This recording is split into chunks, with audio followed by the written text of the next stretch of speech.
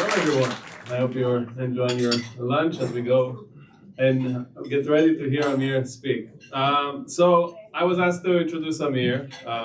We know each other for about 15 years, and we know each other back from Israel, and I'm sure he'll share more about that. And I thought about how I will introduce Amir, and I figured what better will it be than to share my experience and how I know Amir, and how and share a bit more about how a great of a friend he is, a great partner. We work together at Tando Companies, which we started together. And so when I first met him, he was a youth leader at a youth group back in Jerusalem. And already then we kind of clicked together. And then he asked if I won't mind coming helping him out with the youth group. So for a year or a bit longer than that, we served together at this youth group and became really close to each other.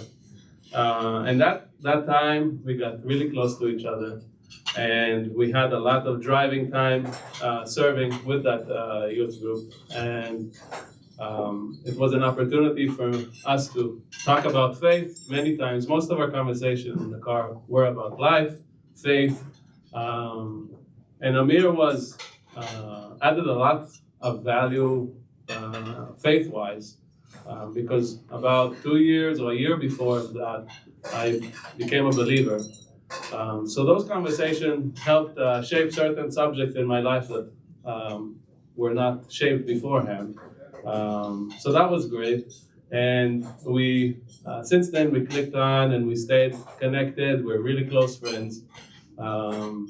And the value or the way I see Amir as a person, from when I met him, he was extremely smart, top of his class, great with numbers to an extent that always he has a calculator in his head somehow and pulls out numbers that you don't understand how he does it. And not only that, I guess the thing that drew me closer to him was his relationship with God. And being able to talk to someone freely, openly about faith, to ask questions, to talk about questions things that usually you might not feel as comfortable talking about certain subjects, completely open. And in a way, that specific year was shaping and guiding me and pointing me to God. And I think having a person in your life that points you to God is amazing, and many times you take it for granted if you have that. And I can say for sure, Amir is one of those people that pointed me to God, whether it's questions about advice about career as a friend, he would point me to God. Whether it's marriage and relationship, he would point me to God. I am sure he will share more about his side of the story, and looking forward to it. But I just wanted to give you a perspective of someone that is extremely smart, but also honors and follows God with his heart. And I'm honored to be his business partner as well, not only a great friend. So that's about it. Help me welcome Amir.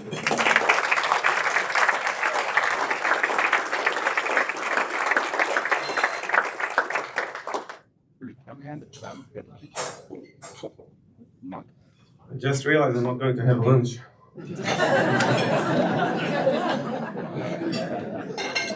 So Steve Scott is here, right? Where's Steve? You invited me 7 years ago to this event for the first time, and it was the annual meeting, and there was about 250, 300 people there. Don't remember exactly who shared and what they said, but I do remember sitting there. I just moved here to the U.S. from Israel, and I realized that in Dallas there's at least 250 or 300 people that call themselves Christians that gather together. It was bigger than any Christian gathering I ever seen in Israel. So what we have here is very, very special. I hope all of you understand that. And thank you, Steve, for inviting me 6 years ago. I want to start with a few verses from Genesis. I will just read them out loud, and then we can talk about them a little bit. And then I will share my story. It's the story of just a quick background. Jacob just coming back after 14 years or more, and he's about to meet Esau, his brother, that he's sure is going to kill him. So we send gifts and people ahead of him, and he instructs them how to approach his brother once they meet. If you don't know the story, you can read all of it in Genesis 31 to 33, but we'll read just few verses from there. Genesis 32, 17 and 18. He, Jacob, instructed the first, when Esau my brother meets you and asks you, to whom do you belong, where are you going, and whose are those ahead of you? Then you shall say, they belong to your servant Jacob, they are presents sent to my Lord Esau, and moreover, he is behind us. And I'm jumping to verses 27 and 28. That's the story exactly after that, the story where Jacob was fighting with the angel of God, or with God himself. So Jacob tells the angel, what is your name? And he said, the angel tells Jacob, what is your name? And he said, Jacob. Then he said, your name shall no longer be called Jacob, but Israel. For you have striven with God and with men and have prevailed. So I think for the main reason why I started with these verses is because, as you will hear, a lot of my story is around identity. Who am I? What am I? And I want all of you, to ask yourself the same questions. Who do you belong to? The same questions that Jacob instructed them to answer. Who do you belong to? Who are you? Where are you going? What's the purpose of your life? And who are those ahead of you? Are you really self-made, or there's people ahead of you that you should be thankful for? The second reason why I read these verses is because Jacob and I were born in the same city. It's called Beersheba. It's in the south of Israel. It's a desert. It's basically the northern part of the desert that goes all the way down from Africa. It's the fourth largest city in Israel.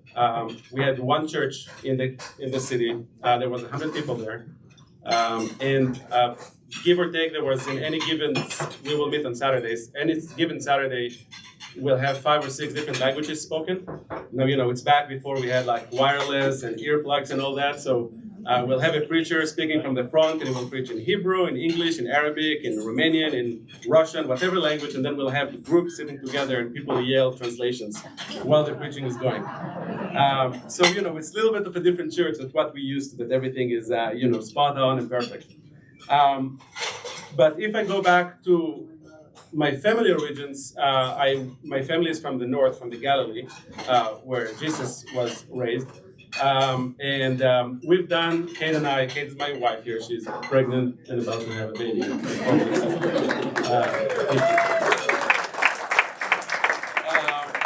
Kate and I had done the 23andMe thing, the ancestry check a few years back, and she came back with Norwegian, German, Polish, like most of you guys here, from everywhere. My came back to being 100% from the Galilee. I mean, it is tiny, tiny circle. So my family didn't trouble much, but I broke that and I'm here. But that's kind of my background. So I grew up in Israel. I grew up as an Arab Christian in Israel. So it sounds, Arabs usually you think they're Muslims. Israel usually you think they're Jewish. I was none of those. So as I said, identity, who am I, what am I, and on top of all those, I grew up in a Jewish city. So all my friends were Jewish. And usually when I tell them I'm Arab, they will assume I'm Muslim, not Christian. So from a young age, I had this struggle of what am I really? What is the most important thing for me? How do I define myself? Where do I feel at home? And I think, that it's a question that I think all of us, we see it in colleges and here and other places. A lot of us struggle with who are we really, or who do we belong to? And I think we should answer this question, because if we don't, we probably belong to not the right reason. I was born, both my parents were loving. Madi said that I'm smart and I'm comfortable with numbers. It's true, I am very comfortable with numbers, but it's, it's a gift from my parents and from their parents. Both educated, had put a lot of effort to make sure that we are always have, A's in everything we do. I grew up in a house where if I had 98 in the score, they would ask me where the 2 points went. I hated it, but today I appreciate that. So, growing up, being a minority, there was no social benefit for me to call myself a Christian. None. You're weird. You can do certain things. But so I had to decide at a very, very early age in my life what's the, what if is Christianity the most important thing in my life, or it's not at all? Because it will be easier to pretend like I'm Christian at home and not outside than the other way around. Both my parents worked full-time jobs, so we didn't have a lot of time with them during the day. So it was easy to pretend, for 2 or 3 hours a day. Praise God, in an early age, I did come to the conclusion that it is the most important thing in my life. Nothing big happened, I don't have any crazy story behind it. It was around this time, many, many years ago, and I was probably 12. I was baptized that summer, and during this time, it was a process where slowly I become closer to God. Slowly, my life changed. Things that I used to do, I stopped doing. Some of my friends I had to change. Again, just as a prospect, it's a very secular city. You can do whatever you want with whoever you want, and there was that was the way to be cool. When I was 15, my mom passed away. They discovered that she had colon cancer, and when they discovered that a month after, my cousin passed away that I was close to from cancer as well. And less than 100 days from that point that they discovered that my mom had cancer, she passed away. And 2 weeks after that, I was in a car accident. Me and my 3 friends were driving to a conference on a freeway, and there was a fog and a traffic jam ahead of us, so we actually stopped. And 2 seconds after us, the guy didn't see that there's a traffic jam, so he hit us pretty strong. We hit the car ahead of us. We were all stopped. The car ahead of us actually hit the car ahead. So all of us went to the hospital. Praise God, nothing serious happened. But I do remember while I was in the hospital, keep thinking, how do I call my dad and tell him that I'm in the hospital right now? He just lost his wife. I don't, this whole 4 or 5 months in my life, I didn't have anger with God, or even I didn't have any big questioning about why it happening to me. I kind of accepted it that He gifted me a mom for 15 years, which is a gift that others don't have, and she was a good mom, but it's still hard. We're about to have our first baby, and I won't be able to make the phone call. But one thing He did change was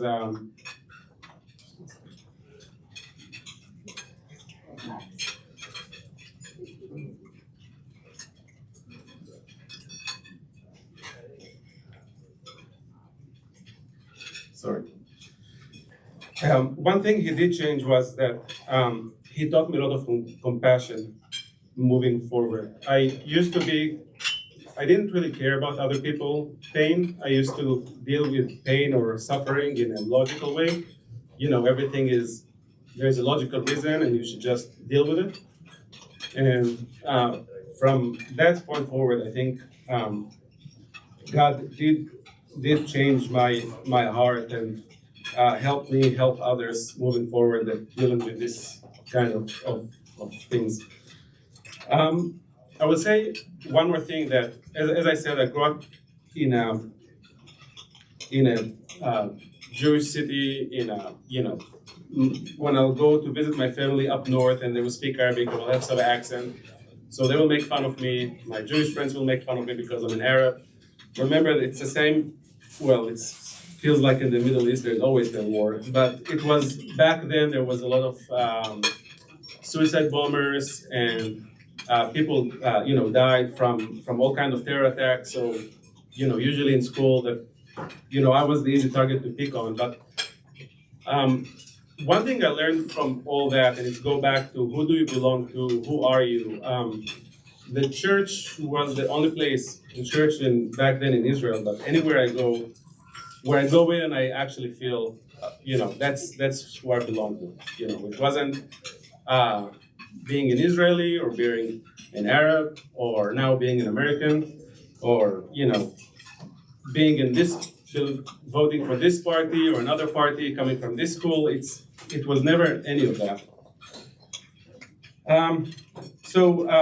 When I was 17, I finished high school and I started university right away. I went to the Hebrew University. I studied economics and business.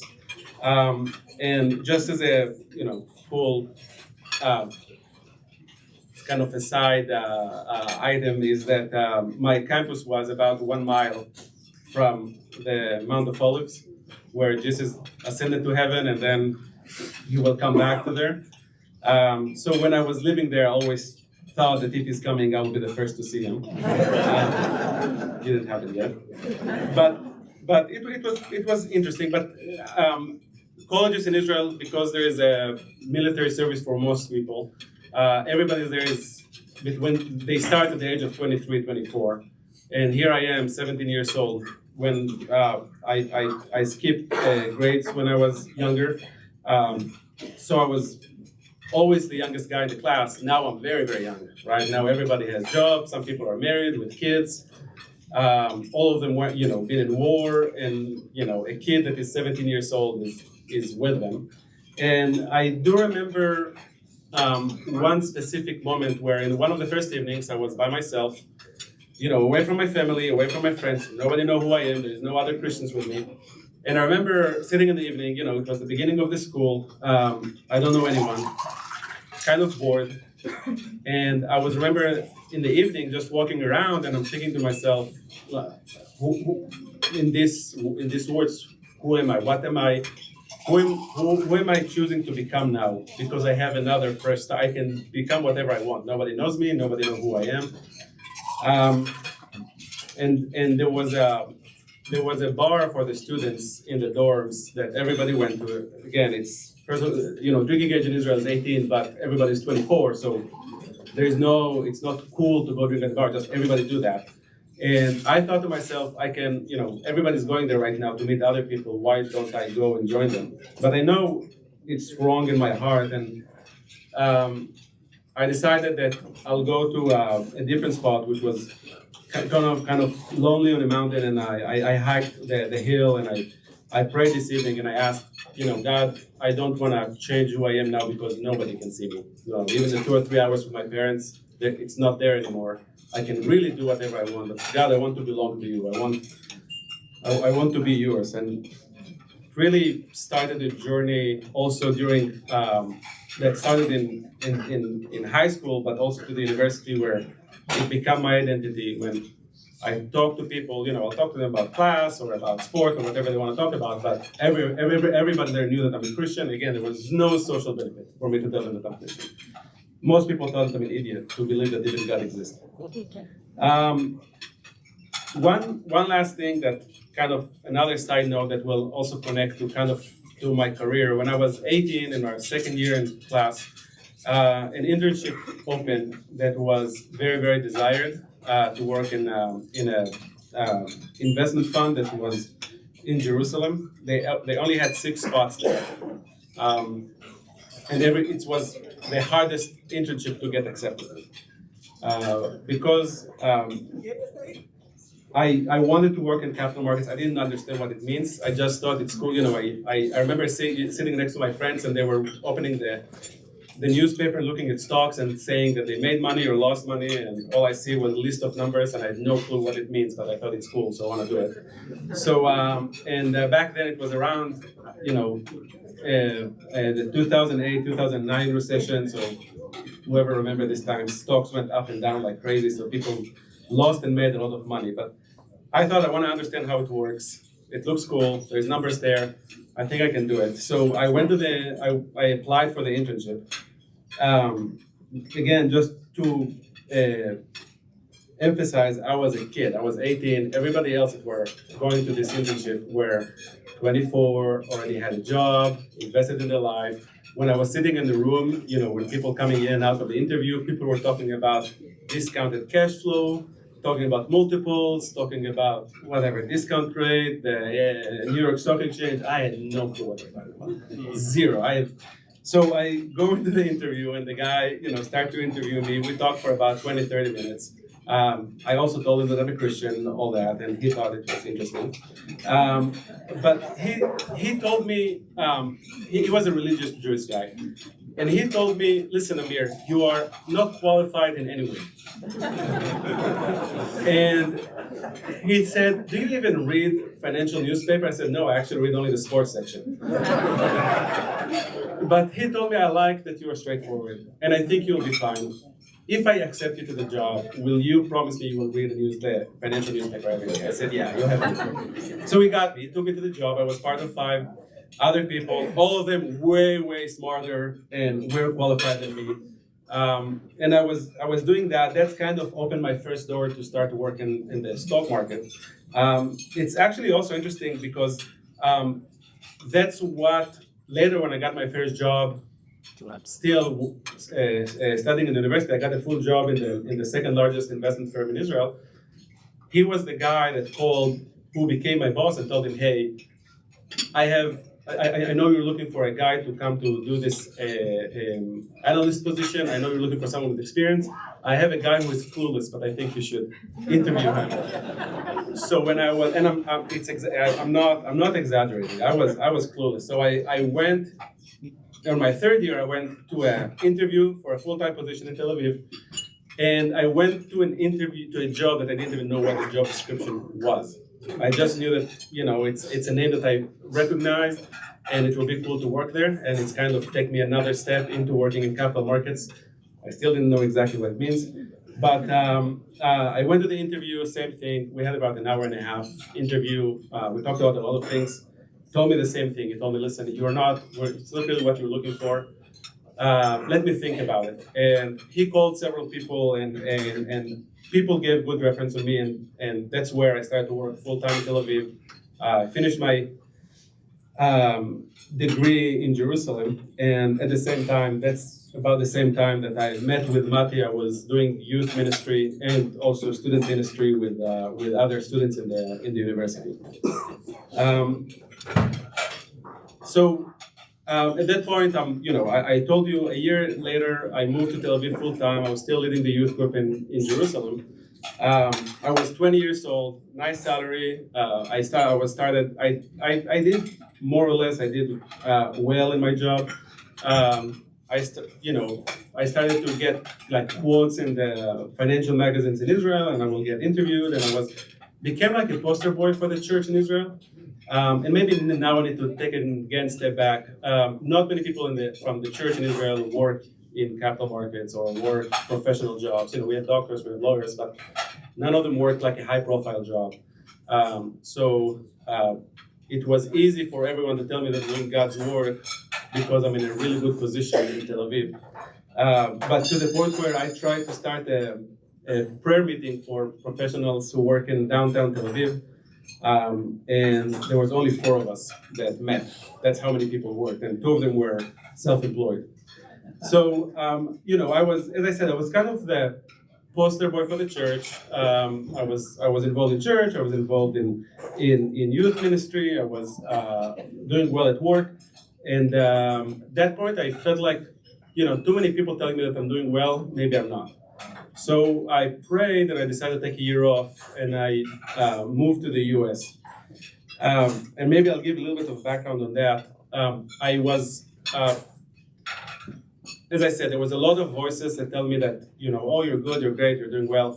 And I thought, if God is telling me something else, I can't hear right now. There's too many positive voices in my life. And I know it sounds like a great problem. It is. I'm not saying it's not, but that's what I felt was the right thing to do. So I resigned from my work. I gave up. I was in the middle of my MBA. I stopped that in Tel Aviv University, and I flew to the U.S. to North Carolina through friends that introduced me to a place called the Master's Mission. And basically, I lived on a mountain with no electricity, no really internet or phone services.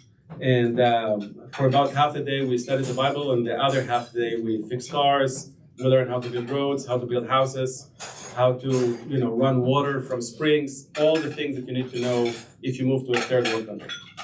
I've done that for a year. There is a lot I can talk about that time, and I learned a lot. I think maybe the most impactful thing that happened that I met my wife there. And even though I didn't wanna, I went there, and she will tell you, I went there with the mindset, I'm going for a year to do it, and then I'm coming back to Israel. I don't want to get married, I don't want to meet anyone, I don't want to marry Americans. Yeah.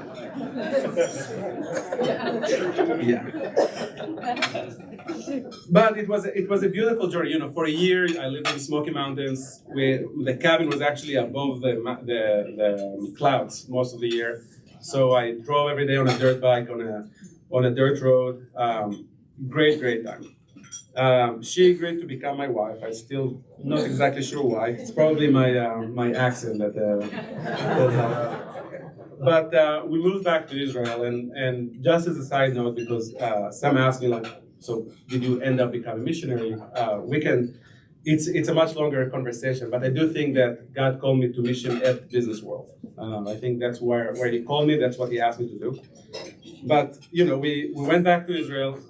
At that point, we got back to Israel, and my business, my bank account had $0 in it, and because I spent everything on this year, on the flights, on food, and everything, which there's a lot of interesting stories there, but we'll keep it to a different day.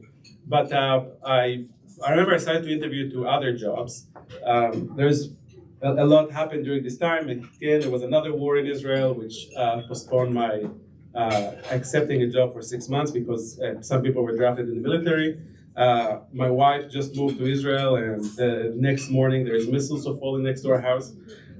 So a lot of fun. But one thing that is interesting, I went to a job interview. I was interviewing in several places. I was interviewing to an investment banking firm, and have an interview.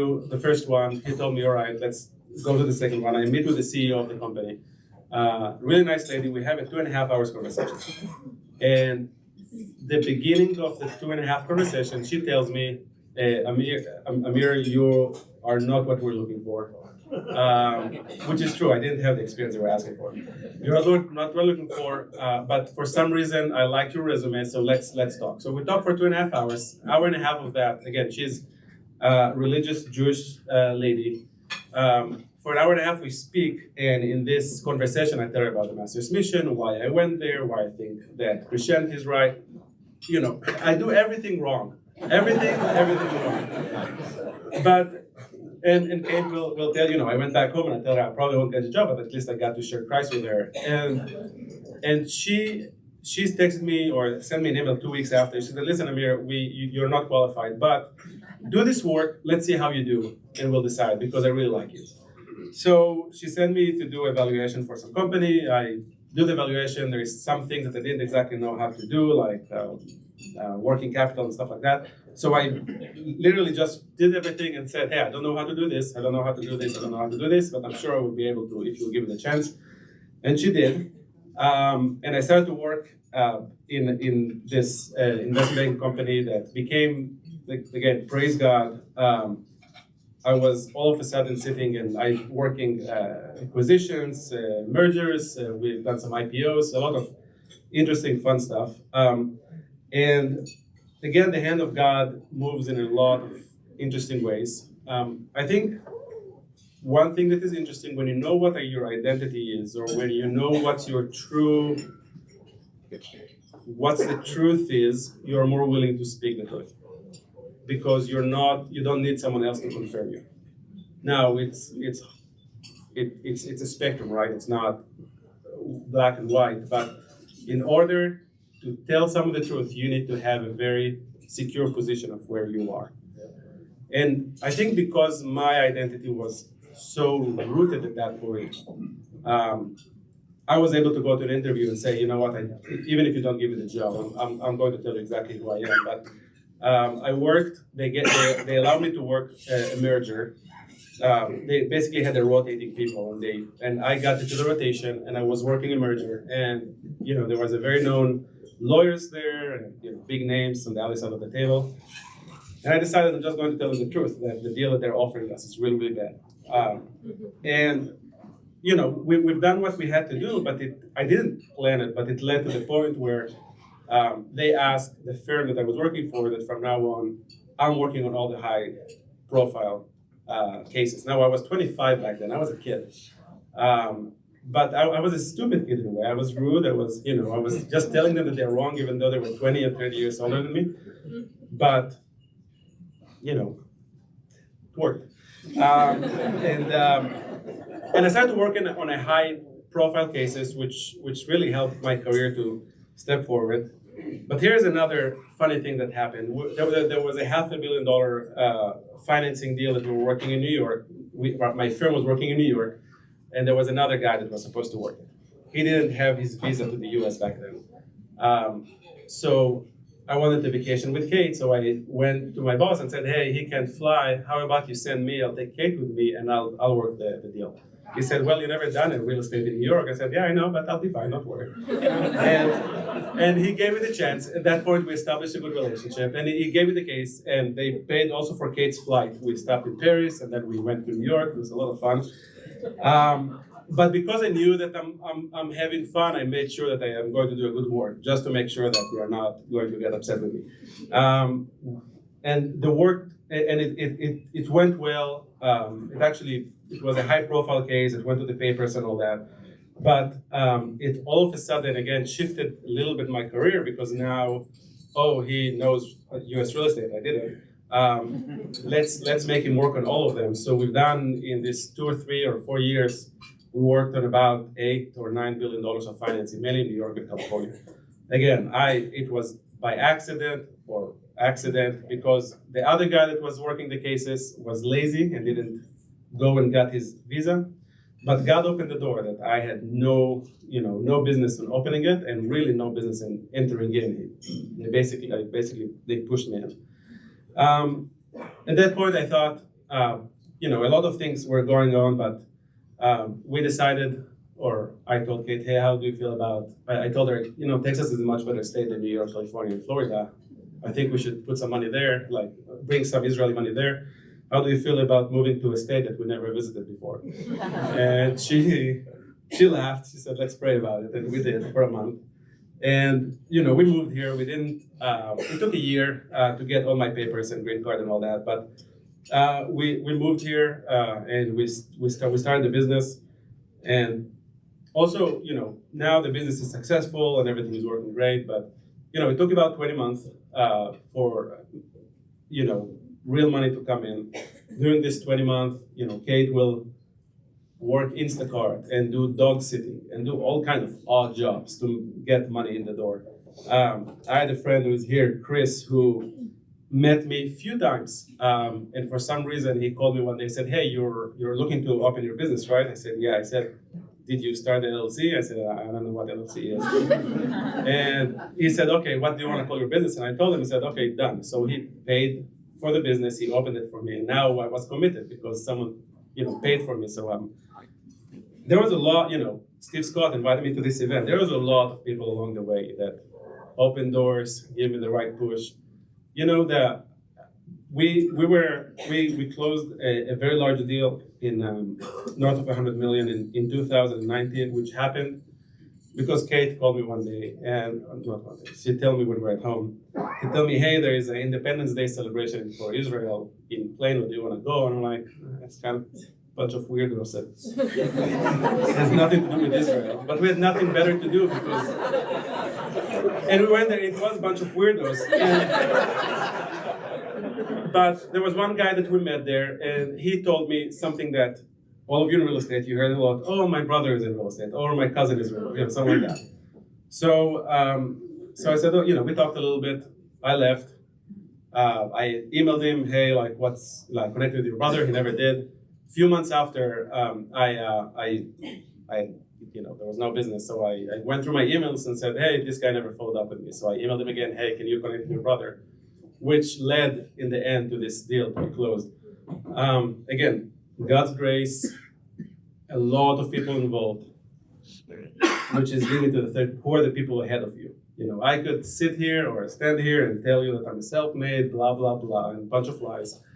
And it's not. There is so many people ahead of us, ahead of each one of us. And I think we will do right, and we will humble ourselves if we'll just remember that it's not us at all. We're not the main story. I want to go back to the 3 questions that I started with. And really, I want to ask each one of you and myself the same question that Esau was about to ask Jacob's people. Who do you belong to? If someone would have asked people throughout your life, how do you describe Amir, or how do you describe whatever your name is, what will be the most consistent answer? I mean, some people might say, he's that or he's this, but what will be the most consistent answer? And if it's, that he is a Baylor guy or an A&M guy, or he's a Democrat or Republican, or if he's a this or that, I think we're on the wrong track. We all belong to someone or something. Again, I think the identity crisis in the US is the biggest proof of that. Everybody wants to belong to something. So who do you belong to? Who are you in reality? Second one is that Jacob asked, where are you going? What's the purpose of your life? What are you building for? What's ahead of you? What drives you? And are we living to have a bigger house, nicer car, have fame, for people to clap their hands in some point and everybody will know us? We all have a lot of aspirations, but where are you actually going? And the last one is, who are those ahead of you? Do you really recognize the people ahead of you? Do you actually recognize what God done for you? And, that He opened doors and closed doors and direct you left and direct you right? These are the 3 questions that I would encourage each one of you to think about. And I will finish with verses from Philippians 3, 4 to 8. And I'll read it in English, so be patient with me. Though I myself have reasons for confidence in the flesh, also it's Paul speaking, right? He's Jewish, he's Roman, so he has all the highest ranking for that time. Though I myself have reason for confidence in the flesh also, if anyone else thinks that he has a reason for confidence in the flesh, I have more. Circumcised on the 8th day, of the people of Israel, of the tribe of Benjamin, a Hebrew of the Hebrews, as to the law, a Pharisee, as to zeal, persecutor of the church, as to righteousness under the law, blameless. But whatever gain I had, I counterfeit as loss for the sake of Christ. I count everything as loss because of the surpassing worth of knowing Christ Jesus my Lord. For His sake I have suffered the loss of all things and count them as rubbish, in order that I may gain Christ. Amen.